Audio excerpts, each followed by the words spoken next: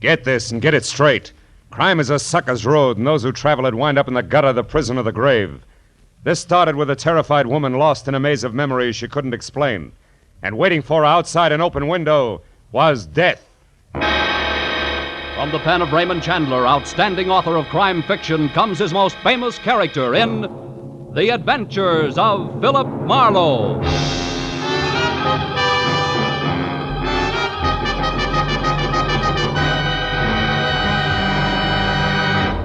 Now with our star, Gerlad Mohr, starred as Philip Marlowe, we bring you tonight's exciting story, The Open Window.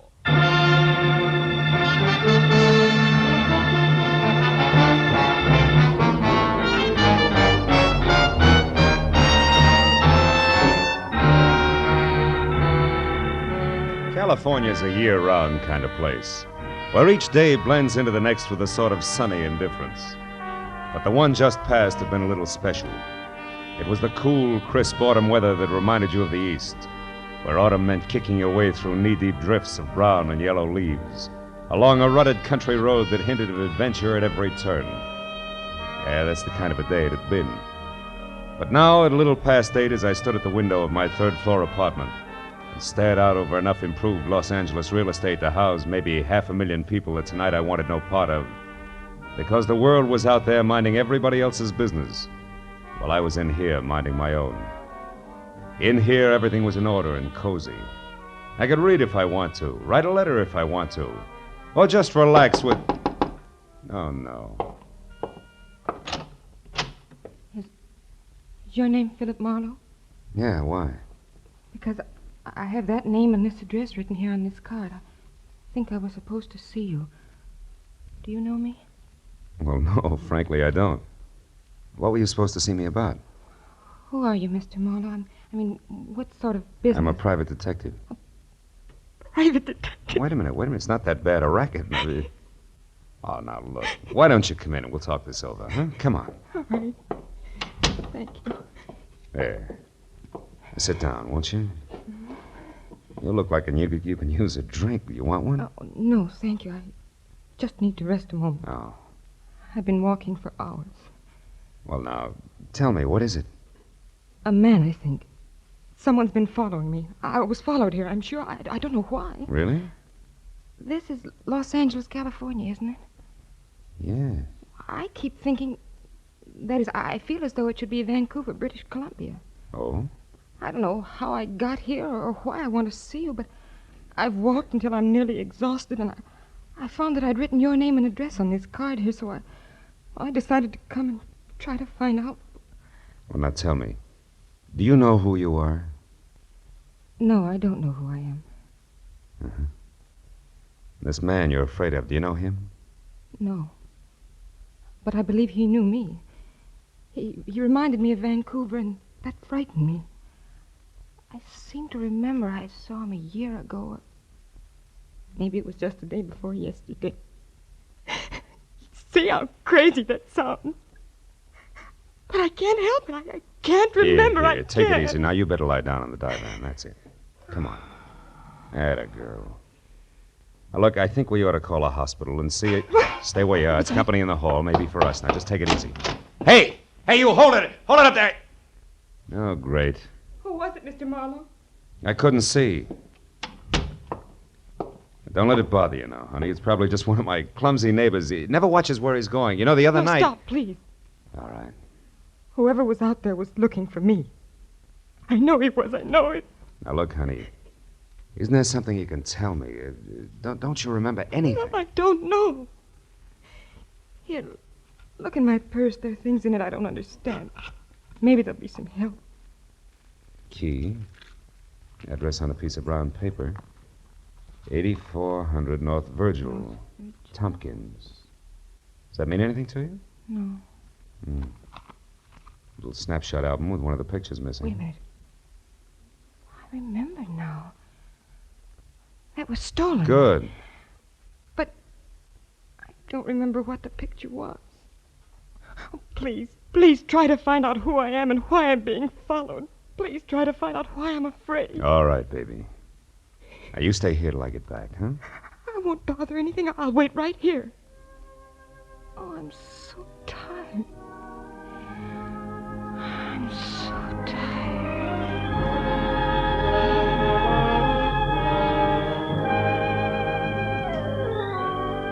I figured what she needed most was rest, and she was getting that fast, so I dropped the items from her purse into my pocket, snapped the lock on my apartment door, and left. My first stop was the phone downstairs in the lobby, where I found out that the Missing Persons Bureau had no one on file answering her description. My next stop was 8400 North Virgil. A half hour later, I found it. A crumbling stucco rooming house in a welter of knobby hills, huddled with other ramshackle houses that years ago had abandoned any hope of beauty in the face of the leaky, bobbing oil wells that had invaded the neighborhood like a horde of huge, greasy grasshoppers. I walked past one of the creaking monsters in the front yard, then down a grimy hall to a door marked Manager, Jacob Philpotts, below which some neighborhood wag had penciled Stinks. It wasn't funny. But neither was Jake Philpotts. Yeah. What is this? Speak up, Sporty. I'm very busy killing a soldier. What's on your mind beside your hat? Okay, comic, I want to see Tompkins. Oh, you want to see Tompkins? That's what I said. Well, you're too late, Sporty. He's gone. Blue. Flew the coop. Took the 500 berries and shoved off 2 hours ago. For where? Well, for his hometown, I guess. Vancouver. It's way up in Canada. Which is a long walk, Sporty, so you better get started. Bye. Wait a minute, Jake. Huh? Where did Tompkins get the 500? Where'd he get? Well, some classy guy gave it to him. Classy guy. Huh? Why? Well, to get out of town and stay out. So he does. Uh-huh. But first he pays back all his back rent and buys me a bottle besides. Wasn't that sweet of him? That stuff over there? Yeah. He must have hated you. Who was the classy guy? Why do you want Tompkins out of town? Why do you want Tompkins? Well, how do I know? What am I, an encyclopedia? Hey, look, Nosy, my whiskey's getting cold, so why don't you run along? I want to know who the guy was, and I want it now. Oh, so you're going to start pushing, huh? You want to fight, huh? Okay, put him up. Come on. Take it easy, Buster. Take it easy. You'll beat yourself to That death. Now, let's negotiate. Huh? Prop up against the wall, and I'll talk to you. What about a price for another bottle of that stuff? I wouldn't. I just another bottle. That's what I said. Oh well, that's different. That's really nice of you, Sporty. Not really, kid. I'm trying to poison you. Now, what was Tompkins' racket? Oh, gardener, carpenter, handyman. Nothing much. What else? Who was the classy guy that bought him off? Let's see. I had his name right on the tip of my tongue a minute ago. It was red-headed, flashy dresser. Had a sort of a. Palmer. Atta boy. Yeah. That's it. Palmerly. Very good. Now, one more. Where can I find him? Well, he said something about running the pearls. You get it? Yeah, it's a dive on Highland. Thanks, Philpotts. Oh, but don't thank me, Sporty. You bought it, remember? This brand comes to $7.50 with tax. Don't kid an old kid or Jake. You can squeeze that junk out of sour potatoes. Here's Sour a spin. potatoes? And have a happy hangover.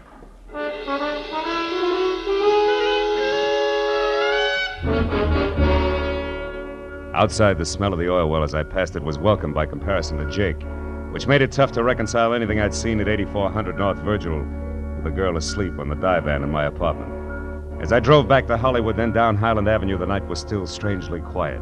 Everything seemed to come in whispers. Even the hunch I had that the vanishing Mr. Tompkins had sold out dirt cheap to the boss of the Pearls. Near 3rd Street, I spotted the place, parked a ways beyond it, and walked back. It was one of those dumps that dealt in bad bar whiskey. Second-rate bop and a lot of darkness. I shook off a brace of lost weekenders on my way through. Made it up the stairs to the offices where a block of orange light on the floor and a two-tone conversation told me to stop, It's not just look, talk and this listen. time, baby. Allan, as they say in Missouri. Have to show you, huh? Uh-huh. All right, Norma, I will. You're not easy to get over. I still love you, and I've missed you. So when you dropped me for your stuffy broker friend, I did a little checking up, and I found out plenty. About Cooper? About Cooper Gerard. I don't believe you. Oh, but you should, honey. You see, Norma, it's not about him specifically, but about a woman. A woman who's all wrong, who spells trouble this deep, and I can prove it. I went to work on it tonight, and things are going to be different from now on. Hey, buddy, buddy, I wonder if you Get can out of tell here, me get out where- of here. Go on. Hey, now, wait a minute. All I want to know is I where's said the- beat it, and I meant... Never mind, Buster. It doesn't matter anymore. My presence is now known. Come on in, Junior. You can hear better inside. I doubt it. I'll inhibit the performers. But thanks anyway. Buddy, all I want to know Try is... the end of the hall, then left. It's usually there. Okay, thanks. That's all I want to know. Hello. Hello. What do you want, mister? Make it snappy. Okay. Why'd you pay Tompkins to leave town tonight? Who are you? Marlowe, gonna answer the question, Parmalee? Why, certainly. I didn't pay him to leave town. I paid him for some work, carpenter work. Why? What's the matter, Allan? Feel the whip handle slipping? Not a bit, baby. Look, why don't you run along now? I'll call you later. Oh, here's your cigarette case. My cigarette case? Yeah, take it with you. We'll get in touch later. Okay, Allan. Good night, Marlowe. Good night, Miss, Picasso. Not that it'll do you any good, Junior. That's a cute kid. Smart, too, All I'll bet. right, all right. Why are you interested in Tompkins? Because a certain lady's interested. And the lady's name? None of your business. Okay. Go on. This key. What door does it fit, Parmalee? How should I know? Have you got anything else? Isn't that enough? Not enough to worry about, Marlowe, so I suggest that you leave. And in case you have any doubts, this thing goes off awful easy. I see your point. Yeah.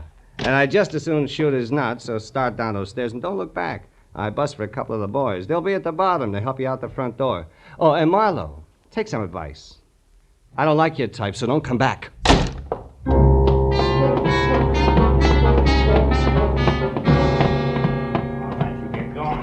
The boys escorted me politely as far as the sidewalk and gave me a send-off that piled me into the gutter. It's my own fault for letting Parmalee get the drop on me, but he was farther ahead of me than I figured. In fact, I was lucky all I got was the bounce. I limped back to my car, got in and started home, but something about the trio of Norma Lacasso, Parmalee, and a broker named Gerlad was off-center. And Gerard's connections were too strong to pass up. So I decided to let the pale woman asleep in my apartment go right on sleeping while I stopped at a phone booth. Found only one Cooper Gerard listed, and he at 8112 North Orange Drive. It was a lonely house up in the Hollywood Hills. I tried the bell and got no answer, but I knew he was there. I slipped the enigmatic key out of my pocket and listened to the music coming from inside. I stuck it in the lock. It turned, just as the footsteps inside, so I pulled it out fast and let the party on the other side of the door do the honors. What is it? You're Mr. Gerard? Yes, I'm Cooper Gerard. What is it? I'd like to come in and talk to you. My name's Marlowe. I'm a private detective. I've got a key that fits your front door, plus a little photo album full of a girl. Here. Why, that's Margaret's album and her key. You found her. Where is she? What's happened to her? She's safe. Come in the upper room. Right. So her name's Margaret, huh? Margaret what? Vesey. Margaret Vesey. But where is she? I've been frantic. I just called the police. She left the house this morning and didn't come back. It's late now, and in her condition, I'm afraid that What is something... Margaret's condition, Mr. Gerard? She was injured in an auto accident a year ago last July, up near Vancouver. It affected her mind. Oh, but please, where is she? Just a minute. There are some questions that I'd like answered first. Exactly what is Margaret Vesey to you? Well, until July 9th, 1948, when that horrible accident happened, nothing. Merely a hitchhiker. My wife and I were motoring back from a vacation in Canada. We picked Miss Vesey up on the road. In the accident, Grace, my wife, was killed. Miss Vesey seriously injured. All I knew about her was that she was alone in the world, so there was no one to help her. And, well, since I was driving the car, I assumed that responsibility. It was the least I could do. I stayed with her in Vancouver until she'd partially recovered and then brought her here. She's been with me ever since. Now, will you please take me to her? But the story doesn't end there. What do you mean? Margaret Vesey's in trouble and she's scared. What do you know about a man named Tompkins, for instance? Why, nothing. I don't know any Tompkins. You do know a Norma Lacasso, don't you? Norma? Of course. Miss Lacasso and I are quite good friends. Mm-hmm. What about Allan Parmalee? I've heard of him. He runs a nightclub, I believe. That's right. Now tell me, can you tell me why a third picture is missing in the album? What's that? Let me see. This is very strange. Margaret cherishes every picture in this album. She thinks that one was stolen. Any idea what the picture was? No. I can't imagine why it was stolen. All the pictures were simple, harmless snapshots. I can't remember the one that's missing, but... Marlowe, what does all this mean? What's it all about? Well, as near as I can tell, there's some kind of nasty shakedown brewing. I don't know how or why, but Allan Parmalee's behind it, and Margaret Vesey's caught in the middle, so it involves you, too.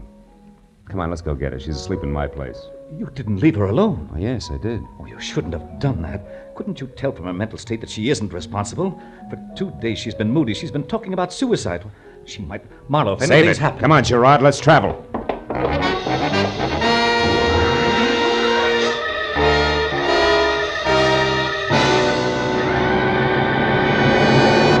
In just a moment, the second act of Philip Marlowe. But first, By the time you've listened to Johnny Dollar, Philip Marlowe, Gangbusters, and Escape in the CBS All-Star Saturday Night lineup, you may be in the mood for some sleuthing of your own. So try it with Sing It Again and the Phantom Voice. Don't always let the other guy or gal solve the mystery. Try it yourself with Sing It Again on most of these same CBS stations every Saturday night. Tune in this fall for the shows that you love best of all. Listen carefully. Here's the address. It's CBS. Now, with our star, Gerlad Mohr, we return to the second act of Philip Marlowe and tonight's story, The Open Window.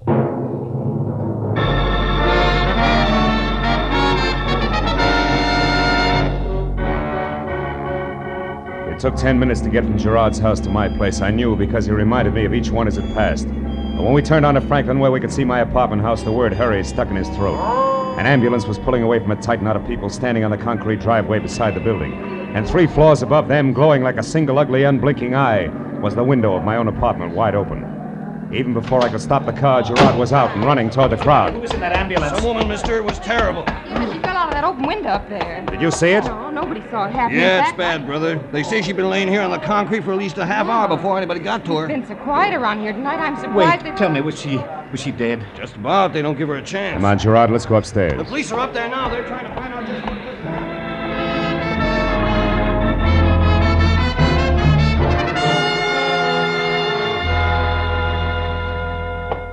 You say the woman came here to your apartment, Mr. Marlowe, and asked you for help. Is that right? That's right, officer. She was frightened and exhausted.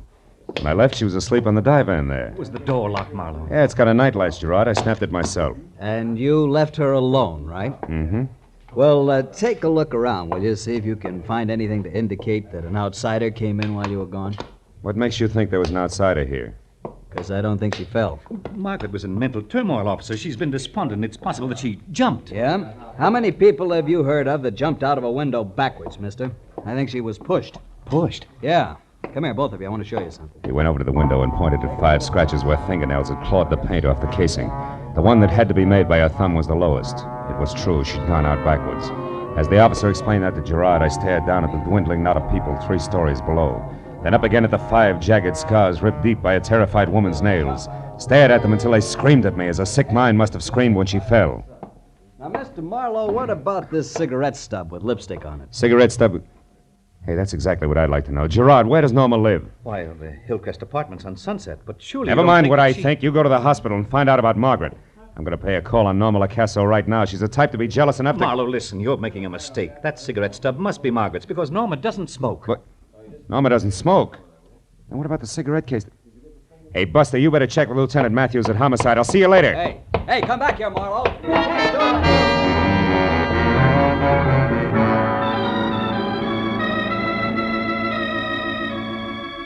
The Hillcrest apartments fit Norma Lacasso to a T. They were sleek, soft tones of burnished wood, streamlined in glass, and just enough chrome around for glitter. And when she answered her door in glossy green lounging pajamas edged in gold, smiled and tossed a head of hair that was almost burgundy back from her face, I knew what Allan Parmalee meant. Loving Norma Lacasso would be hard to get over. Hello, Junior. Don't tell me you're joining the league, too. It's fast, you know. Skip it, baby. I'm coming in. Do you mind? No. Would it do any good? Mm-mm. Get comfortable. I'll mix you a drink or something. Hey, Norma, you know Margaret Vesey, don't you? That peculiar girl that stays at Gerard's place? Yeah, I've met her. Why? A little while ago, she dropped 3 floors from an open window to a slab of concrete. Oh. Lay there over 30 minutes before she was found. Oh, Marlowe, that's dreadful. I'm sorry. Don't look at me like that. I mean it. I like Margaret. So do I. What's more, she didn't fall. She was pushed. Oh. Got a cigarette? Sure. Here. Catch. Thanks. Oh, just one cigarette tossed like that? Your manners are lousy. You're supposed to pass the case and let the guest help himself. Marlowe, you're hurting. And I'm going to keep right on twisting until that solid gold cigarette case drops. That's what I adore about men. They're full strength. That's better. Gorilla. All right, so help yourself. The picture's there under the bottom layer of cigarettes. But why it's important is beyond me. It's important to Parmalee, baby. He had you smuggled out of his office so I couldn't find it. Ah. Margaret and Gerard at some little amusement park, huh? Mm-hmm. Near Vancouver, probably. She told me how he used to take her out while she was recovering from that accident. So what? Even the autograph sort of make no sense to me. Yeah, this one's hers. Yeah, we had fun this day. This must be his, even the hottest day in Vancouver's history. Now, that's it, Muscles, all of it. Now, will you apologize for these welts on my arm? I don't get it. Whole deal's screwy. The only way it would make any sense is if... Norma, where's your phone book? Over there, under the phone. Mm-hmm. Why? What have you got, Marlowe? Just an idea so far. Stick around. Let's see, U.S. government. War assets, Weather Bureau. Climatological records, yeah. Mutual 64421.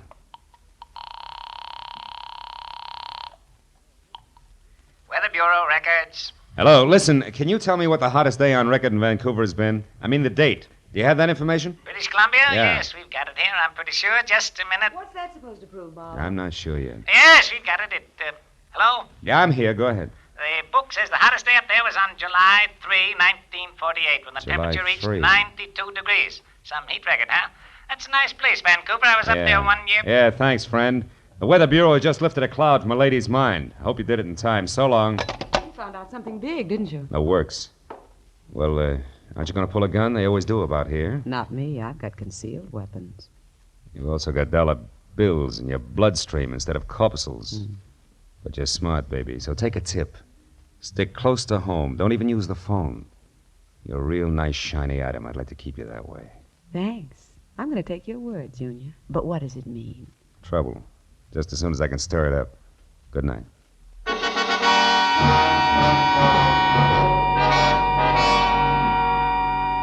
From Norma's and the time that had gone by, I figured my best bet was Gerard's place, but I was wrong.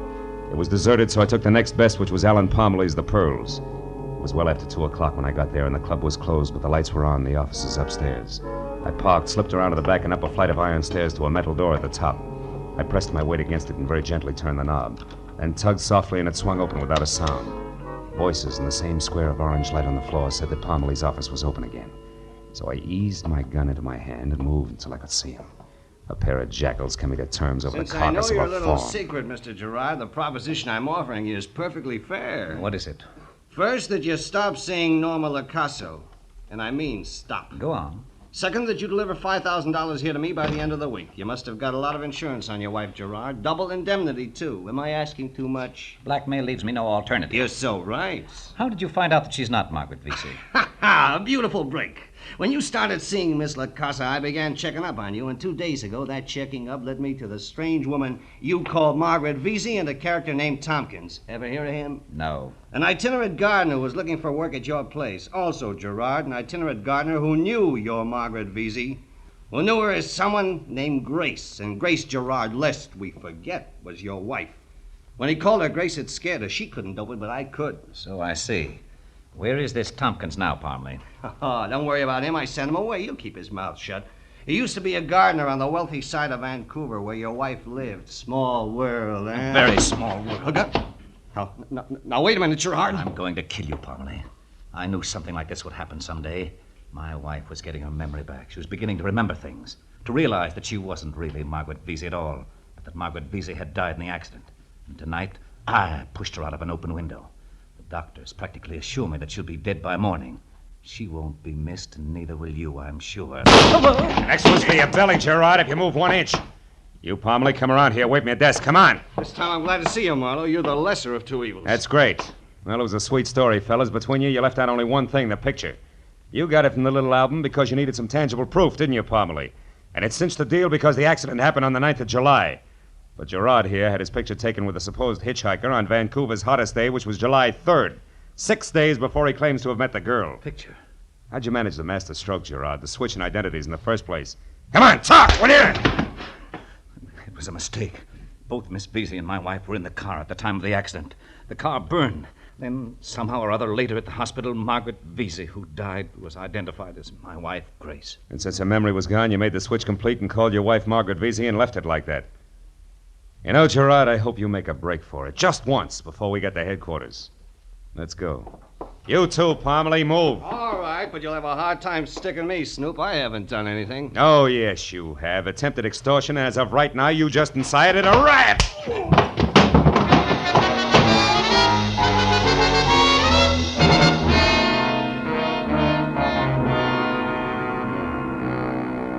Dr. Gray to receiving ward, please. Dr. Gray. She's in here, Mr. Marlowe. Sure it's all right if I see her now, Doctor? After what you've just told me, I think it's a good idea. Her condition has changed somewhat. She's responded better than I expected, but she can use some fighting spirit, some spunk. Maybe you can give her that. We can't. I hope so. Don't stay too long, that's all. Hello, Grace. I'm Philip Marlowe, remember me? Why, yes, I think I do, Mr. Marlowe. I'm glad to see you. Oh, good. I just stopped by to tell you that I have all the answers to those troublesome questions in your mind. You don't have to be afraid of them anymore. You've got nothing to worry about now except getting well. Thank you. It's all hazy back there. I can't remember where I've been. Now, you've been away, Grace, for a long time. But now you'll be going home soon to your friends. Believe that. I'll run along now and come back tomorrow when you're feeling better. We'll have a long talk then. Wait. Who is Margaret Vesey? Girl you knew once, briefly. And one I'll never forget. I went to sleep one night on my divan. I don't remember. You will. Don't think about it now. Just think about home in Vancouver. You'll be there soon, I promise. Oh, that sounds wonderful. It's lovely in Vancouver. Yeah. That's what the weatherman says. Good night, my dear.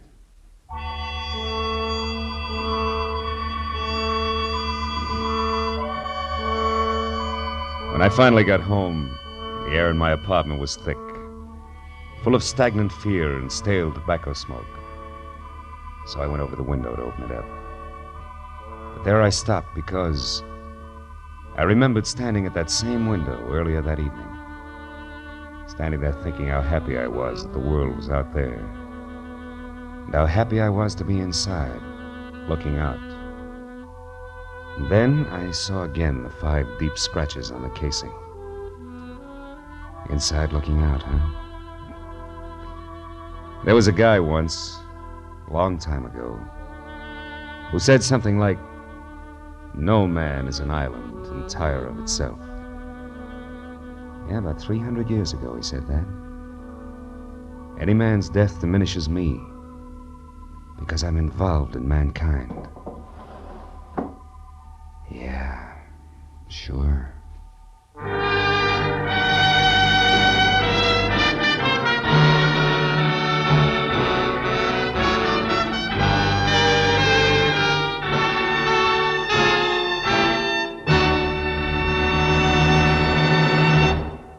The Adventures of Philip Marlowe, bringing you Raymond Chandler's most famous character, star Gerlad Mohr, and are produced and directed by Norman MacDonald. Script is by Robert Mitchell and Gene Levitt. Featured in the cast were Betty Lou Gerson, Ed Begley, Lillian Byoff, Paul Dubov, Jay Novello, and Harry Bartell. The special music is composed and conducted by Richard Orant.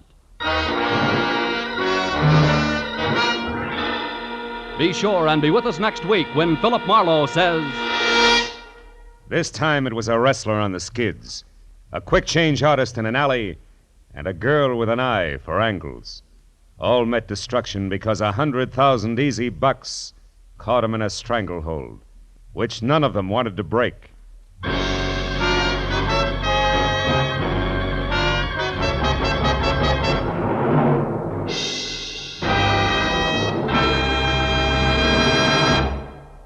The next time you're in the woods, make sure that cigarette butt, that match, or that campfire is completely out. Only you can prevent forest fires. This is Paul Masterson speaking. Now, stay tuned for Gangbusters, which follows immediately over most of these same stations. This is CBS, the Columbia Broadcasting System.